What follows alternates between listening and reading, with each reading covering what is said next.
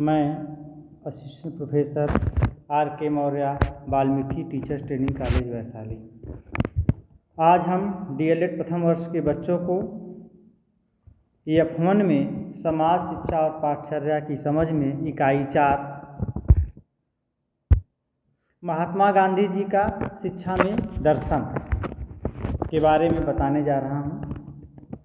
गांधी जी के विचारों में शिक्षा जीवन का समग्र दर्शन तराशा जा सकता है। प्रत्यक्ष अथवा परोक्ष रूप से शिक्षा मानव जीवन का सबसे महत्वपूर्ण अंग है। सामाजिक दर्शन और शिक्षा संबंधित विचार जो उन्होंने हिंद स्वराज पुस्तक में व्यक्त किया है या जो जोर दिया गया है। गांधी जी का विचार था शिक्षा जो है मनुष्य का सबसे महत्वपूर्ण अंग है।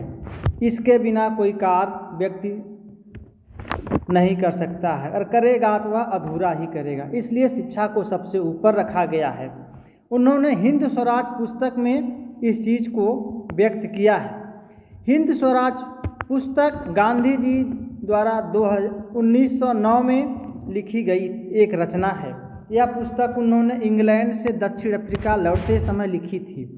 इंग्लैंड में वापस लौटते समय उन्होंने उस समय के विभिन्न घटनाओं एवं परिस्थितियों पर गहन चिंतन करते हुए अपने विचारों को एक पुस्तक हिंद स्वराज के नाम से लिखा। मेरी इस छोटी सी पुस्तक की ओर विशाल जनसंख्या का ध्यान खींच रहा है। यह सचमुच ही मेरा सौभाग्य है। यह पुस्तक मूल रूप से गुजराती भाषा में लिखी गई है। इसका जीवन क्रम अजीब है। यह सबसे पहले दक्षिण अफ्रीका में छपने वाला साप्ताहिक इंडियन ओपिनियन में प्रकट हुई थी।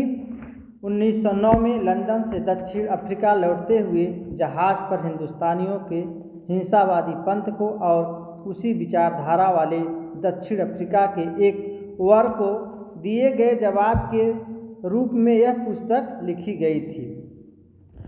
कहने का मतलब है गांधी जी ने इस पुस्तक को एक दूसरे जब लिखा तो भारत पर कुछ हिंदुस्तानी जहाज हिंसक पे बैठे थे। उन्होंने इस पुस्तक पर लिखा और बच्चों के बारे में लिखा। कहने का तात्पर्य है शिक्षा को उन्होंने सर ऊपर रखा और ये भी कहा शिक्षा को ऊपर उठाने के लिए हमें समय और परिस्थिति का ध्यान देते हुए बच्चों को शिक्षा देना चाहिए, ताकि बच्चा अगर जो जिस क्षेत्र में जाना चाहता है उसको उसी क्षेत्र में ले जाना चाहिए। यह नहीं है कि बच्चा दूसरे क्षेत्र में जाना चाह रहा है तो हम दूसरे क्षेत्र में बच्चा को ले जाएं।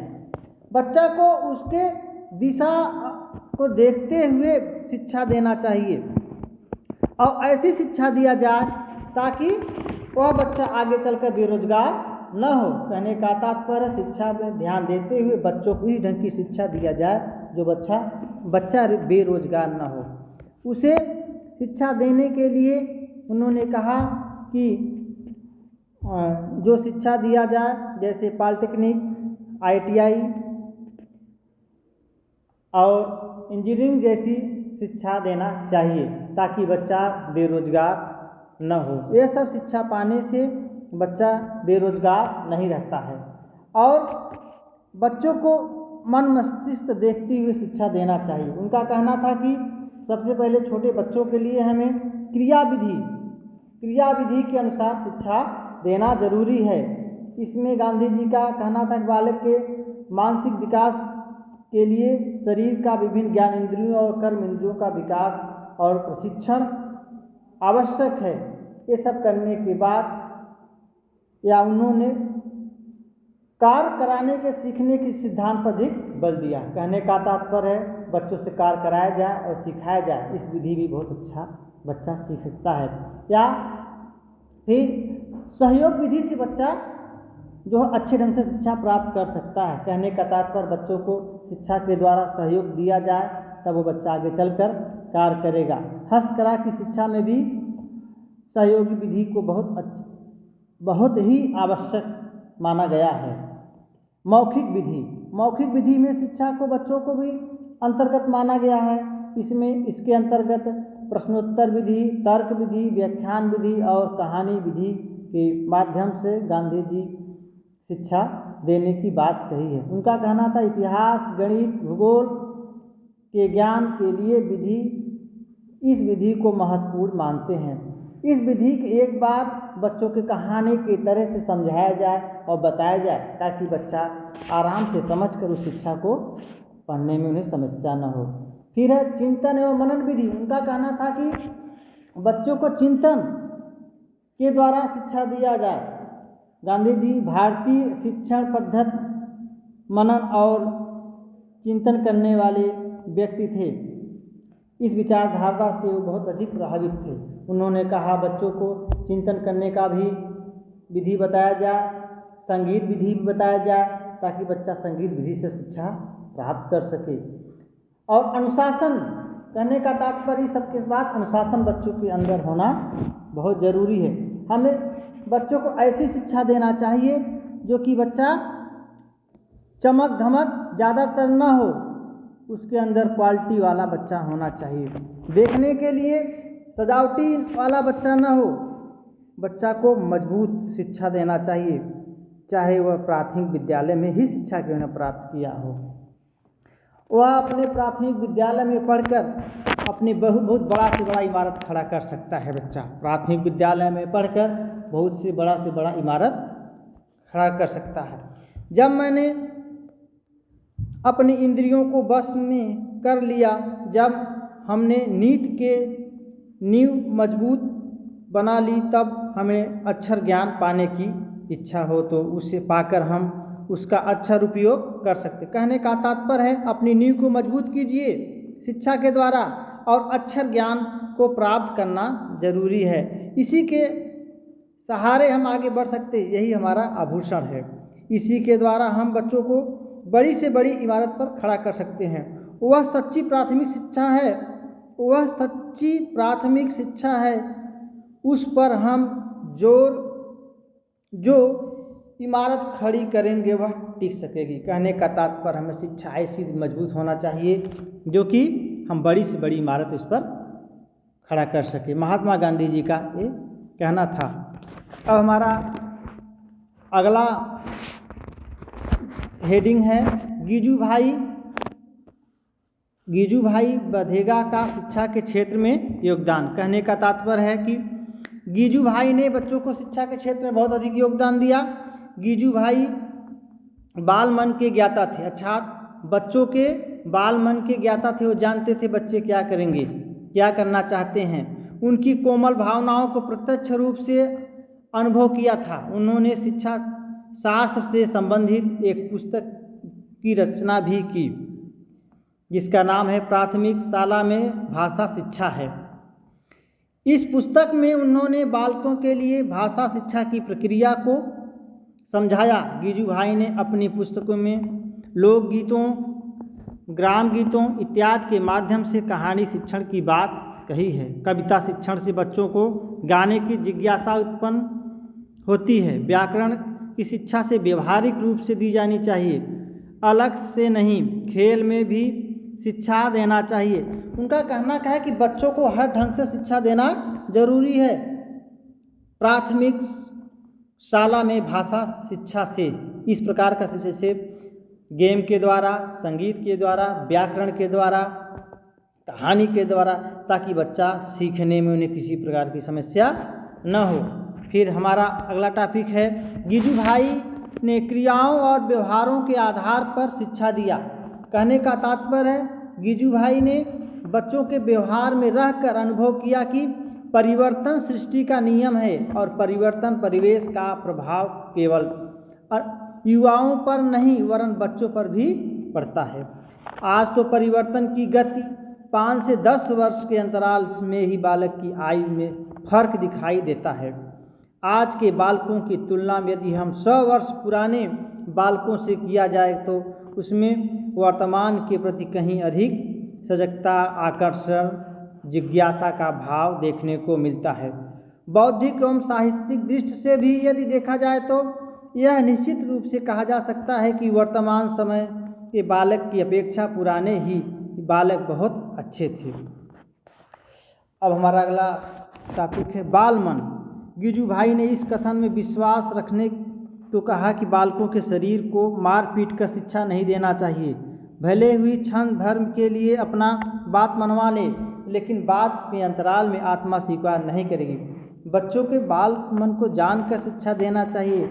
उन्हें सहयोग और परिस्थिति देखकर शिक्षा देना चाहिए, ताकि बच्चा को तिरस्कृत कर शिक्षा नहीं देना चाहिए, ताकि बच्चा आगे चलकर इस शिक्षा को प्राप्त कर एक उनका बच्चे का भविष्य उज्जवल हो सके।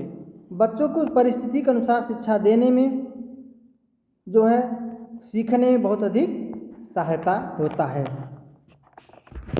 अब हमारा अगला टॉपिक है बाल क्षमता। बाल क्षमता। गिजू भाई ने बालकों के साथ रहकर यह अनुभव किया जो बालक के मस्तिष्क का क्षमता आकलन किया जाता है, कुछ इसके अनुसार शिक्षा देना चाहिए। कहने का मतलब कड़ा शब्द का प्रयोग न हो, सरल शब्द से कड़े शब्द तक हमें जाना चाहिए जो शब्द हैं, तभी बच्चा सीखने में उन्हें आसानी रहेगा। जैसे गुण विद्यमान होंगे ऐसे ऐसे बच्चे अनुकूल एवं प्रतिकूल दोनों ही परिस्थितियों में अपने लक्ष्य को प्राप्त करने के लिए दृढ़ संकल्प रहते हैं। अब हमारा अगला हेडिंग है डॉक्टर जाकिर हुसैन के शिक्षा में दर्शन। कहने का तात्पर्य है कि डॉक्टर जाकिर हुसैन किसी व्यक्ति या राष्ट्र की उन्नति का आधार शिक्षा एवं संस्कृति को मानते हैं। उनका यह मत था कि राजनीति के माध्यम से शिक्षा को सर्व ऊपर उठाया जाए और राष्ट्रीय चेतना में आदर्श की उपलब्धि के लिए शिक्षा देनी चाहिए। उनका कहना था कि किसी भी देश में शिक्षा को सबसे पहले ऊपर उठाया जाए, राजनीति को ऊपर नहीं उठाना चाहिए, पहले शिक्षा को ऊपर उठाया जाए और उस पर विशेष ध्यान दिया जाए। बच्चों पर किस प्रकार कैसे शिक्षा देनी चाहिए, क्योंकि यही बच्चे कल के भविष्य होंगे, यही नवयुवक देश के कर्णधार बनेंगे। इनको एक अच्छी शिक्षा देना जरूरी है। हमारा अगला हेडिंग है शैक्षिक मस्तिष्क के पूर्ण विकास के रूप में। डॉक्टर जाकिर हुसैन के अनुसार शिक्षा बालक के मस्तिष्क का संपूर्ण विकास है, अर्थात शिक्षा सामाजिक विकास में बहुत अधिक सहायता करता है। मस्तिष्क का जो शिक्षा दिया जाता है वो सामाजिक विकास में बहुत अधिक सहयोग देता है। उन्होंने शिक्षा का अर्थ एवं परिभाषा प्रस्तुत करते हुए लिखा है कि आदमी मस्तिष्क की जो शक्तियाँ लेकर उत्पन्न हुआ है उसमें जितनी उन्नत हो सकती वह उसे हासिल हो जाए, और शिक्षा आदमी के मस्तिष्क के पूरे विकास का नाम है। जैसे उनका कहना है कि जो आदमी जन्म लिया है उसके मस्तिष्क का पूर्ण विकास होना चाहिए, विकास होगा तभी वो पूर्ण रूप से शिक्षा ग्रहण कर पाएगा और बालक को शिक्षा देने के लिए और तत्पर रहेगा। फिर है शिक्षा में पूर्णतया का सिद्धांत। डॉक्टर जाकिर हुसैन ने शिक्षा में पूर्णतया का सिद्धांत पर बल दिया है। पूर्णतया में उनका अभिप्राय है बालक के मन, मस्तिष्क एवं शरीर अर्थात उनके सर्वांगीण विकास पर ध्यान देना चाहिए। बालक के हर क्षेत्र पर हमें विकास देकर शिक्षा देना चाहिए। नहीं खाली बालक पढ़े और चला जाए, ऐसी बात नहीं है। उसको शारीरिक विकास, मानसिक विकास, बौद्धिक विकास, राजनीतिक विकास पर या और सर्वांगीण विकास पर ध्यान देकर शिक्षा को आगे बढ़ाना चाहिए, तभी बालक आगे चलकर एक अच्छा नागरिक बन सकता है। हमें बच्चों को हर पहलू पर ध्यान देते हुए शिक्षा देने का प्रयास करना चाहिए। अब हमारा अगला टॉपिक है बुनियादी शिक्षा के सिद्धांत। डॉक्टर जाकिर हुसैन का कहना बच्चों को सबसे पहले बुनियादी शिक्षा देना चाहिए। बुनियादी शिक्षा का क्या है? बुनियादी शिक्षा का मतलब है कि प्राथमिक शिक्षा या घर से शिक्षा। बच्चों को घर से शिक्षा देना चाहिए, इसके बाद तो फिर विद्यालय में शिक्षा दिया जाए, उसकी नींव तब धीरे धीरे मजबूत होगी। उसे शुरुआती तौर से सिखाने और पढ़ाने का कार्य परिवार द्वारा करना शुरू कर देना चाहिए, तो ताकि विद्यालय में जाकर या स्कूल में जाकर वह बच्चा सीखने से पहले उस कार्य को जान जाता है, उसकी मस्तिष्क और तेज हो जाती है। इसलिए बच्चों को बुनियादी शिक्षा देना जरूरी है।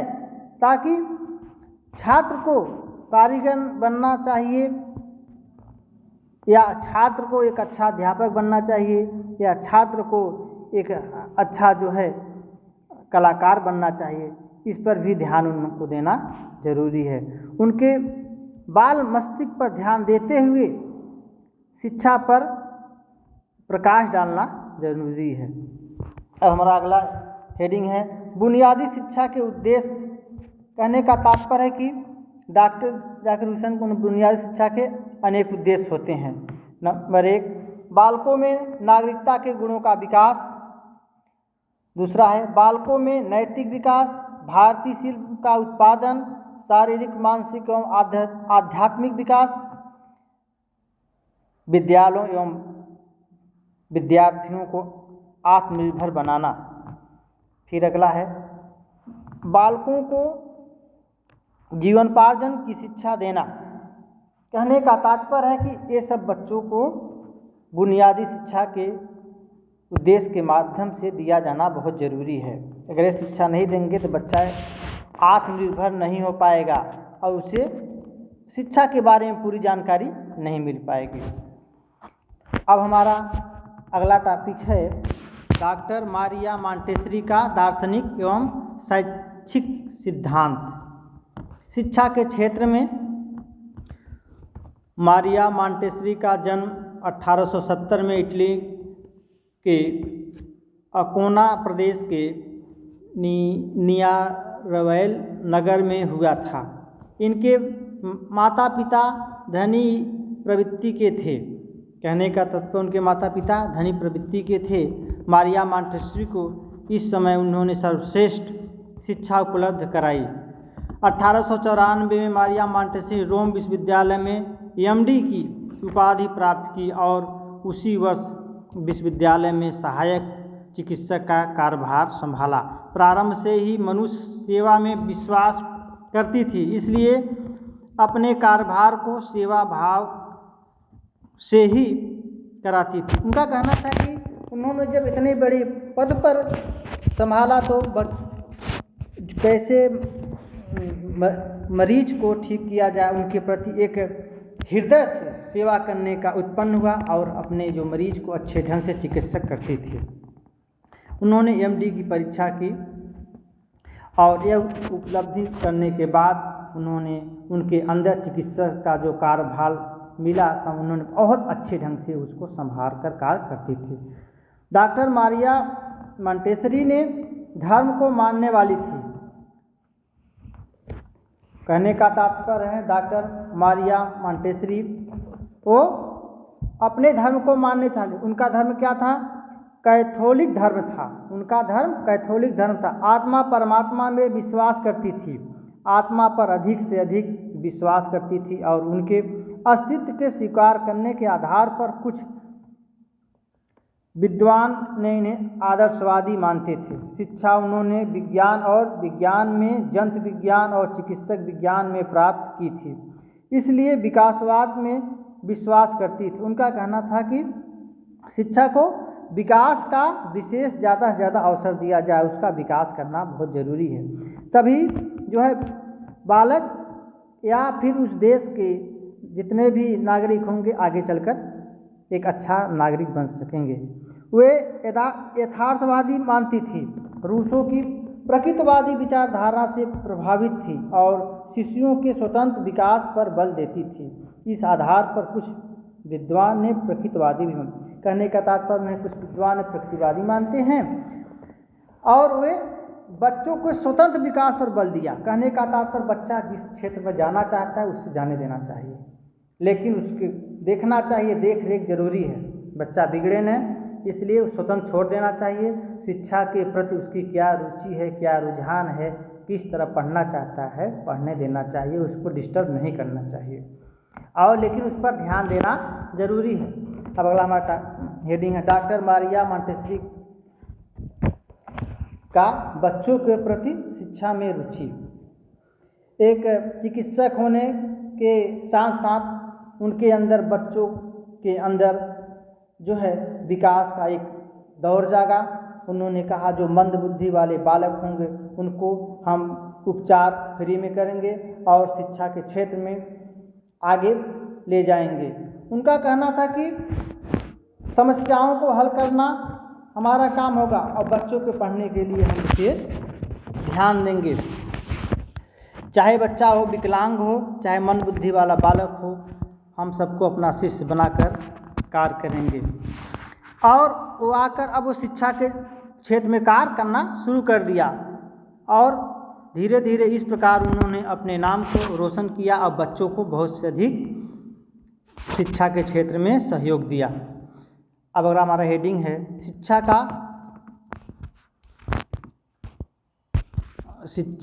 का संप्रत्यय, डॉक्टर मारिया मॉन्टेसरी ने स्पष्ट रूप से कहा कि जन्म के समय मानव शिशु शारीरिक दृष्टि से पशु के समान होता है। कहने का तात्पर्य कि बच्चा जन्म के समय मानो उनका शारीरिक जो दृष्टि है, बुद्धि है, वो पशु के समान होता है, लेकिन ज्यों ज्यों धीरे धीरे संपर्क में आता है मानव के, त्यों त्यों उसका विकास क्रमशः होने लगता है। जैसे उसका पालन पोषण होगा उसी प्रकार उसके शिक्षा का विकास होगा। जैसे उसके परिवार वाले रहेंगे उसी प्रकार उसे शिक्षा देंगे। कहने का तात्पर्य है कि बच्चा को अच्छा से अच्छा शिक्षा देना चाहिए, उनके पालन पोषण में भी बहुत सुधार करना चाहिए। समय समय के अनुसार उन्हें भोजन वस्त्र पर भी ध्यान देना जरूरी है।